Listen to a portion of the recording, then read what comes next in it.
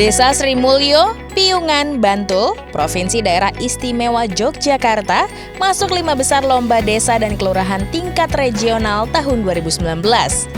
Desa yang memiliki luas 1.456,8 hektar ini terkenal dengan ragam inovasi yang terbilang berkembang pesat.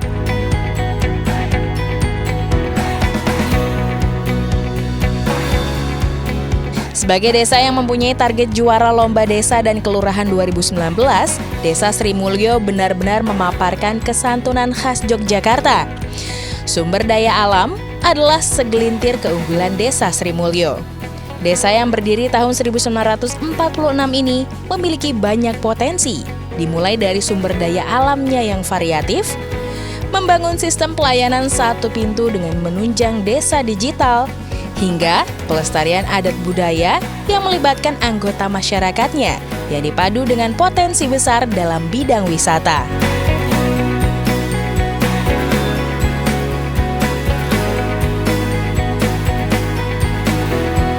Dari sudut pengrajinan, desa ini tak luput dari khasnya seperti kampung batik, kampung musik, kampung herbal, dan kampung tas tambal.